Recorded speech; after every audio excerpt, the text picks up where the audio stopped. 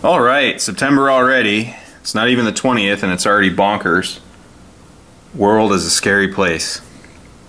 Anyhow, on the brighter side of things, I bought a Magpul AR-15 Armorer's Wrench, which was an amazing investment and comes with a bottle opener. America. I will say I didn't expect this to be as sturdy and as solid as it is, and I'm blown away by its quality. Magpul does not disappoint. They're one of the companies that I hands down recommend. They have the torque specs for important parts on here, so there's no guesswork, and it has everything you need to build an AR-15 from scratch.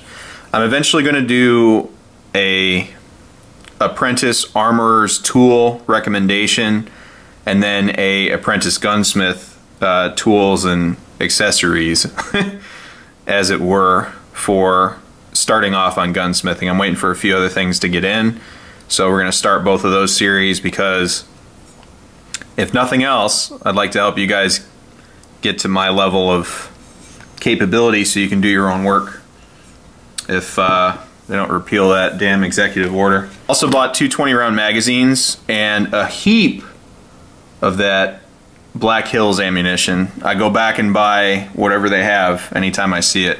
Great stuff, and I'm impressed they have it in stock. Not a great price though. Definitely impacts my going out and having fun money. That said, these have limited application. I'm definitely not going to buy more than 10 of them, but they're there for sighting in purposes and other things. Sometimes you can stash a 20 where you can't fit a 30, and having 20 instead of nothing is better. But, you know, getting sidetracked. Anyhow, I don't know if I need to do a magazine video, but maybe. Be the shortest concept video ever.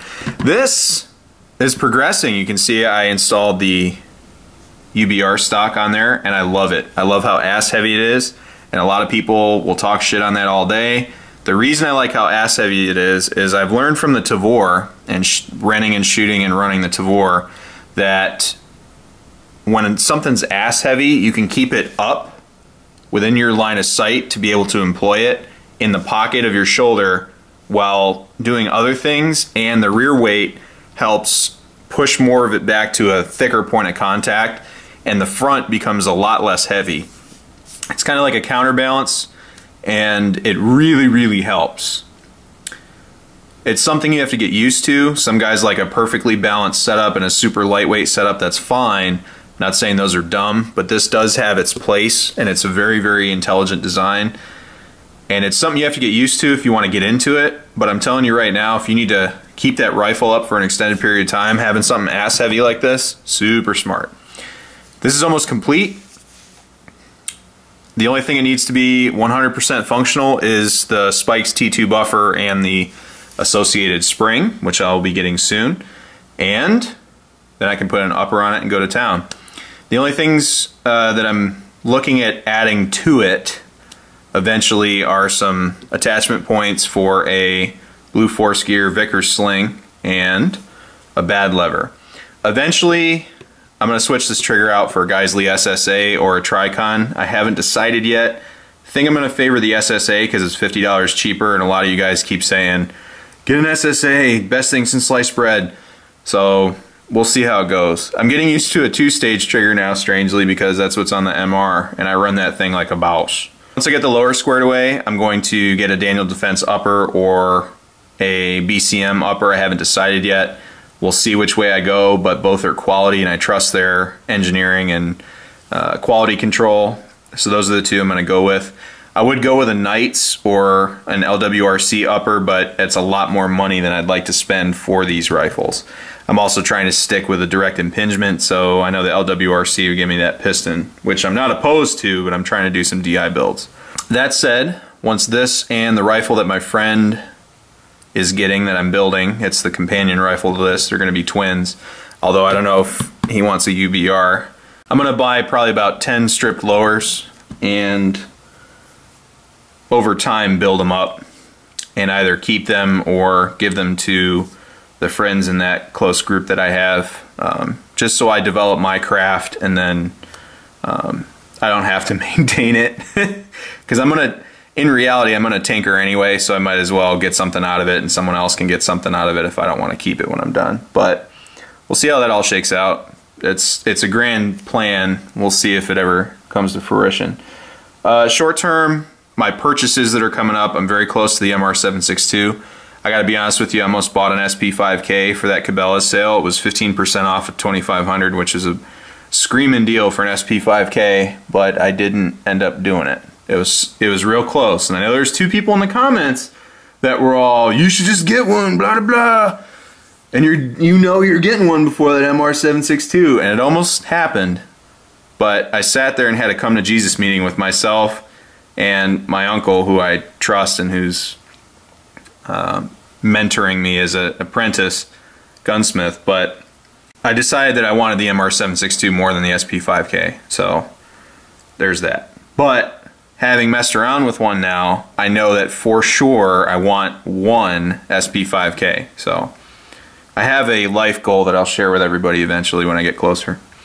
Anyhow, so MR762, SCAR 17, M1A SOCOM 2, an LWRC rifle, but I think I'm going to try and get another MR556 before I do the LWRC, because the LWRC is cheaper. And then once I do that, I'll start looking at pistols, the 226 Legion, and a few other little guns like the VP9s that I want to get, and a couple USP 45s. Other than that, I'm doing pretty good, and my next duty station is also going to be stateside, but it's going to be a deployable unit. I don't have hard copies in hand though, so I'm not taking that as gospel yet. We'll see what happens. Also, sold the Generation 4 Glock 19 because I was sick of messing with it. The extractor was really bothering me, and with it I bought this VP9, a standard VP9, and it's used.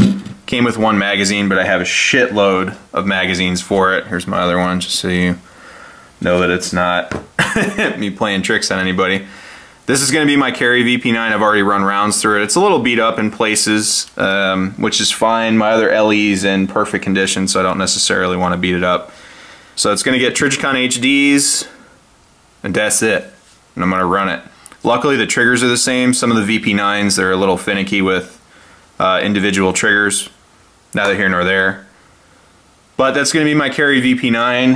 I plan on getting at least 3 more VP9s, 2 in flat dark earth and 1 tactical, and then probably another LE to screw with, and then the other LE I screw with, I might put those match parts in for the trigger to see if it changes anything. But honestly, there's no 9mm on the planet that out of the box is like exactly what I look for. So that's why this VP9 is going to be so prolific in my collection.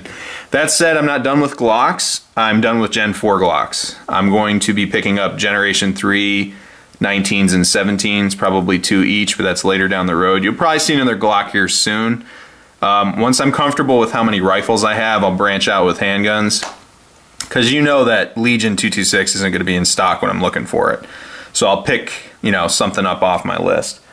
So the Glocks aren't gone out of my life forever. It's just short term that Generation 4 19's gone. I'm going to get a Generation 3 and set it up the exact same way. Some Vickers parts, grip force adapter, and Trijicon HDs, and call it a day. The Gen 3s just run better. I'm sorry. I know there's people out there that love the Gen 4, and there's stuff on the Gen 4 I love, but it's just not up to snuff. I can't do it. So Generation 3s all the way, and that's what you'll see in the future, some Generation 3 17s and 19s. Maybe 134.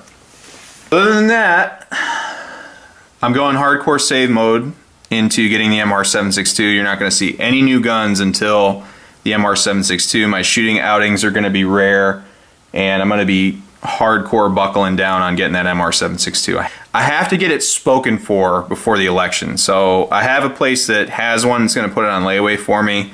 I'm going to put a substantial amount of money down on it, and then I'll be able to pay it off before November. But I gotta be honest with you, for me, it's hard to save $3,500 on stateside pay. Overseas, if I could go back in time, I would have saved way more money. I lived like a 20-year-old rich kid overseas, and that was stupid, and I should have saved more money. And if you can take one thing away from this idea, save money while you can, and it seems like you're going to miss a lot of opportunities, but later when you have all that money, you can get whatever you want. So I have to say this to get it off my chest, and it's going to polarize some people. There's plenty of people that hate hearing politics, and to be honest, I'm very politically in tune, and I follow politics very closely, both in the United States and abroad. I like situational awareness, and I don't like being surprised by anything. I'm going to tell you right now, and I'm going to try to keep this super short so it's not disrespectful of your time. You have to vote. You have to. I don't care if you write in purple elephant for the president because you hate your choices, because I know there's a lot of, even my brothers and sisters out there that are very disappointed with their options. I know most of them are voting Trump, which is, well, I'm not going to say. I don't care if you vote completely against how I feel. I would prefer you vote. And I know that a lot of people wouldn't say that because they don't want their opponent possibly winning. I take our rights in this country very seriously, and it's a lot of the reason in the military, and it's that and 9/11. That's why I'm in the Navy, and very important. And there's a large amount of people that are paid to tell you that your voice and your vote doesn't matter. So that eventually, even if it's not now, eventually they can push their agenda and take your rights away, or push the country in a direction towards, globalism or whatever. I don't really care about what they want. I care about what the people want. And I'm approaching this from more of I gotta be honest with you guys, I'm a very conservative, moderate libertarian. I don't really identify as Republican, and I'm sure as shit not a liberal. But I'm telling you right now, you have to vote. I don't care what state you're in. I don't care if you're in California and you're the only Republican on your street. I don't care if you're in a red state and you're the only Democrat. Go to the polls.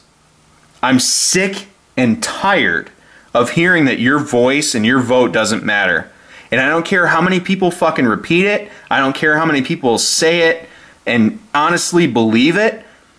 Be an American. Being an American means you stand up for what you believe in no matter what. No matter what's in front of you. And I have hours to talk about this. I could talk about this for hours, about how Americans are unique because we're made up of everyone.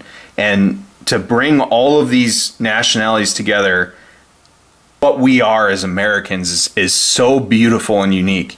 And being able to vote and be part of the system that we have and do all these things as a unit is so important. And we may not always agree, and there's people out there that you would pay me millions of dollars to try to influence my vote, and I would never vote for them.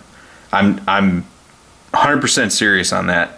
It's just super important to me and to a lot of people to have people vote and participate, just to be informed and care, and there's not as many people out there as there should be, and it saddens me deeply, but you have to vote. If you're someone who knows what you want and you're staying home out of principle, don't. Because it's not just, you don't just flick one lever for the president. There's House, Senate, local elections, and local initiatives that are on that ballot. And if you don't go voice your opinion on those things, if you don't flip the lever, even for like a school board budget or something like that, if you don't do that, then other people get to decide for you, and that's not okay to me. And I get mad. I get nauseous and with anger every time I hear someone on the television or someone walk by and say, it doesn't matter who you vote for. It doesn't matter who I vote for. It's all decided anyway, or anything like that. No, fuck that. You stand up and you let everyone know what you believe in. You stand for something, because that's what Americans do. Forever on this, and none of you clicked on this video for this talk, and I'm going to do a separate video, and I'm not going to become a political channel But I'm telling you right now, this is one of the most important elections that you're going to see in your lifetime. And as much as people are talking shit about it, we need to grab the bull by the horns and control our fate moving forward. So you do with that what you will. You call me what you got in the comments or whatever. You downvote the video. I don't give a shit. Go out and vote. Go out and vote just to spite me. I don't care. You know? Man. But anyways, I've taken enough of your time. Thank you so much for watching. Take care. Take care of each other. Stay safe. Make sure to vote. Please. And support and defend the Constitution of the United States of America.